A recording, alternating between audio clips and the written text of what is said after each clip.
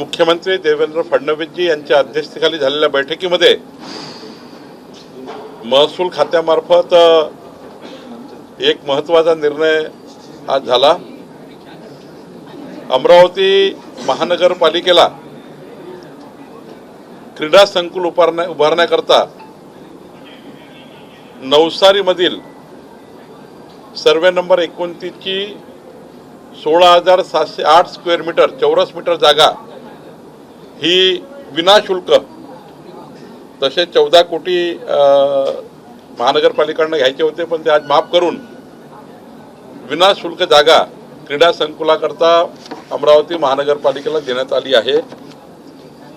दुसरं, आमचं जे भूमी अभिलेख आहे, सेटलमेंट कमिशनर आहे, यांच्याकडील जे भूकर मापक आहे, सर्वेअर आहे, यांचा वेतन गट S6 होता।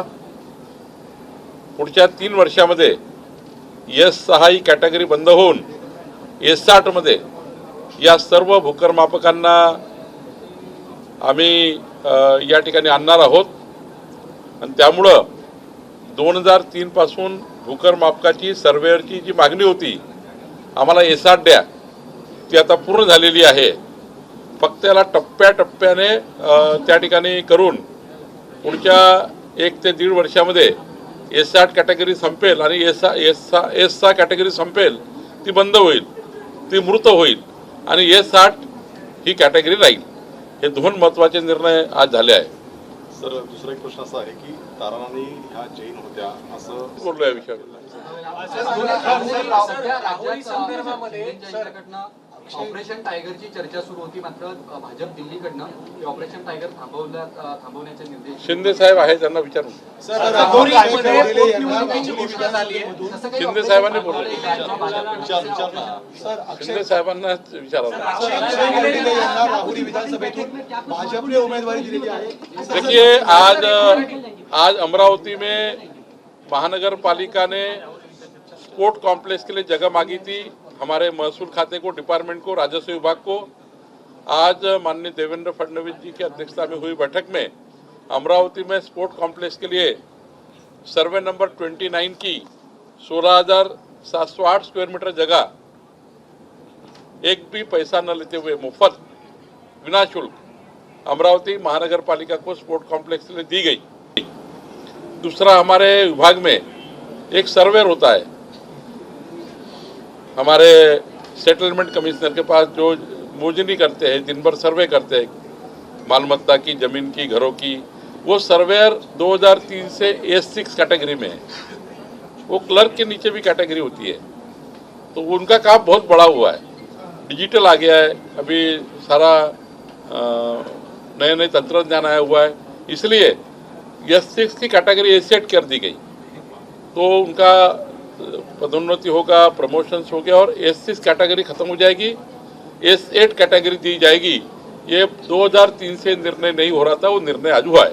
सर, राहुरी विधानसभेसाठी आता अक्षय कर्डिले यांच्या नावाची घोषणा झालेली आहे, मात्र दुसरीकडे महाविकास आघाडीकडून या ठिकाणी उमेदवार दिला जाईल अशी चर्चा आहे। तर महाविकास आघाडीचं कामच आहे उमेदवार देणे। आमचा उमेदवार 100% निवडून येईल आणि 51%च्या वर मतं घेऊन निवडून येईल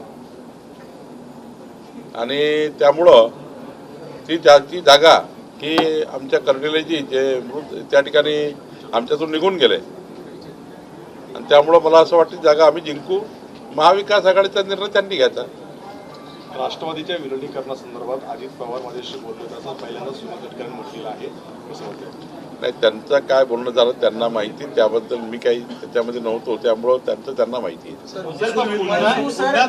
राष्ट्रवादी पुन्हा एकत्र येण्यासाठी काल पुन्हा एक बैठक झालेली आहे, त्यामुळे वाटतंय का की येत्या काळामध्ये हा निर्णय त्यांनीच घ्यायचा आहे, विलगीकरण करणे किंवा नाही करणे हा निर्णय त्यांनी घ्यायचा। सर, महसूल विभागावरती गंभीर आरोप करतात खासदार महेश लंके। त्यांचं म्हणणं आहे की विखे पाटील ज्यावेळी मंत्री होते त्यांनी 4,000 एकर जमिनीचा घोटाळा केलेला आहे, तुम्ही आता मंत्री आहात। नाही, आता ती जमिनीचा निर्णय करण्याचे अधिकार कॅबिनेट सब कमिटीला आहे, माझ्या सब कमिटीला माननीय मुख्यमंत्री महोदयांनी दिलेले आहे। अजून सध्या तरी कुठला भ्रष्टाचार झाला नाही आहे। ही जमीन शेती महामंडळाची आहे, पण कृषी पूरक उद्योगांना देणे, कृषी करता काही नवीन नवीन तंत्रज्ञान आणण्याकरता देणे अशी मागणी आलेली आहे। वेगवेगळ्या कंपन्यांची मागणी आलेली आहे. पण कृषीपूरक उद्योगांना ही जमीन देण्याकरता आमचा प्रयत्न राहील आणि त्यामुळे शेती महामंडळाचं कुठलंही नुकसान नव्हतं आम्ही करू. पण जे जुनी मागणी होती माननीय त्या ठिकाणी जे विखे पाटील साहेबांचं नाव घेत आहे, अजून कुठल्याही विखे पाटील साहेबांनी निर्णय घेतला नाही किंवा मी सुद्धा निर्णय घेतला नाही. सर, अकोल्यातली एक बातमी समोर आलेली आहे. अटक असलेल्या महिलेकडे पोलिसांनी शरीरसुखाची मागणी केल्याचं मी सांगितलं सकाळी की त्याच्यावर पूर्ण त्या ठिकाणी कारवाई होते आहे. आमच्या त्या बहिणींनी पोलिसांकडे जे काही त्यांचं निवेदन केलं, जे काही रिपोर्ट दिली, त्यावर सरकार पूर्ण कारवाई करेल. आणि माननीय मुख्यमंत्र्यांशी चर्चा झाली आहे, त्यांनी तिथं लक्ष टाकलं आहे, आम्ही लक्ष टाकलं आहे आणि मी स्वतः या ठिकाणी लक्ष टाकणार आहे. एबीपी माझा, उघडा डोळे बघा नीट.